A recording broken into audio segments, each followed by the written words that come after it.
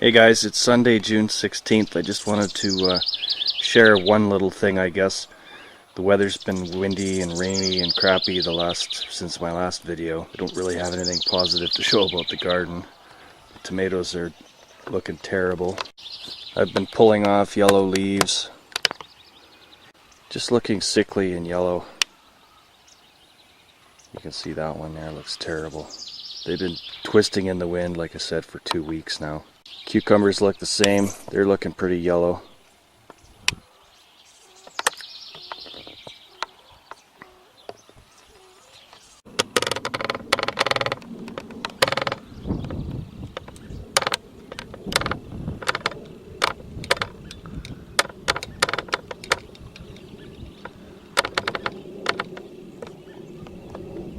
You can see the leaves. Something's been gnawing on those two.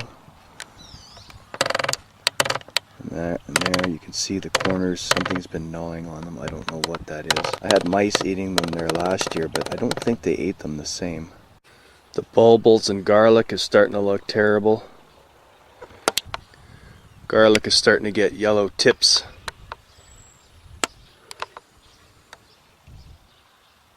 Corn's done virtually nothing since last update. Here's the corn I was going to plant out at my parents'. I may end up just switching it out with the corn that's in my garden because this stuff is twice as big. My last video I was going to reseed beans. I decided not to go in the garden because it would turn into concrete. And I'm glad I didn't, because the weather's been so cold, these beans have actually sprouted, whereas if I planted them in the garden they would be doing nothing right now. So when the weather smartens up, I'll put them in the dirt.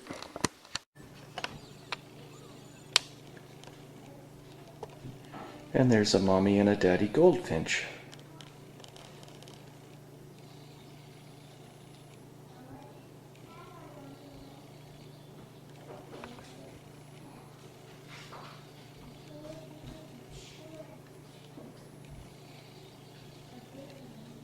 When I first fired up this channel, I was going to do a tour of my cold room. I never did do that. I've thrown out most everything now, but I do have something left and I'll show it to you. Anyway, this is an unheated garage, and what I've done is I've just taken this area underneath my stairs and I've turned it into a bit of a cold room.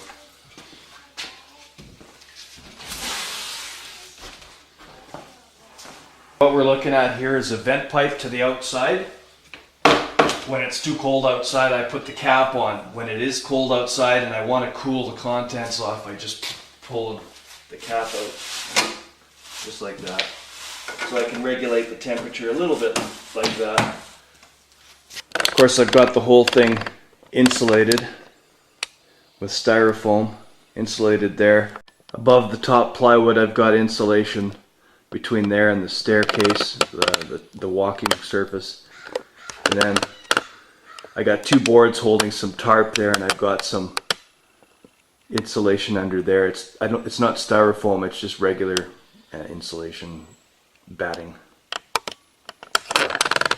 This pipe here is actually a exhaust fan from a bathroom downstairs, and what I've got in here, I've never used it, I've never had to use it. If we had a really cold winter, I suppose what I could do, that's a check valve there. It'll let air go out, but it won't let cold air back in the house. I could remove the batting or the pipe from that check valve, and I could simply switch on the fan from the bathroom if I really wanted to warm it up in the cold room. Some things I'll just lay in the sand. There's a burlap bag. Potatoes, sometimes I'll put them in the sand. Maybe one kind I'll put in the sand, and then the other couple kinds I'll leave in these burlap sacks. And last year, for the first time, I tried keeping carrots and parsnips in these tubs.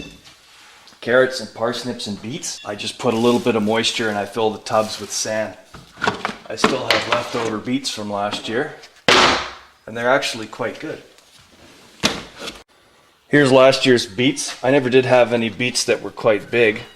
I put a little bit of sand in this container, but the beets are actually, they're just as good as when I put them in there.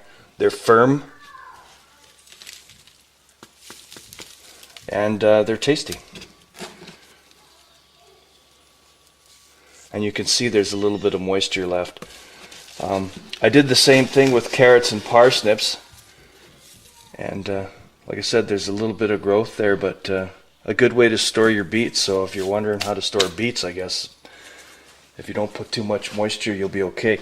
I did the same thing with carrots and parsnips. The parsnips were not too bad, but the carrots, they were virtually ruined within, I'd say, a month or two of putting them in.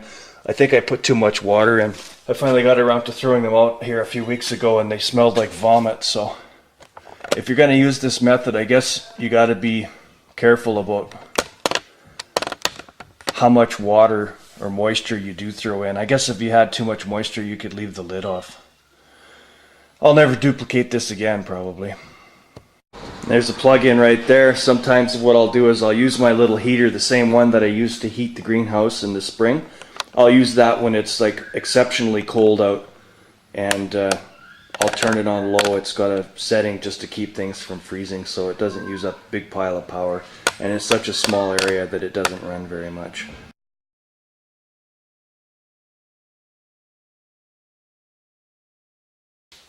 Goodbye, everybody.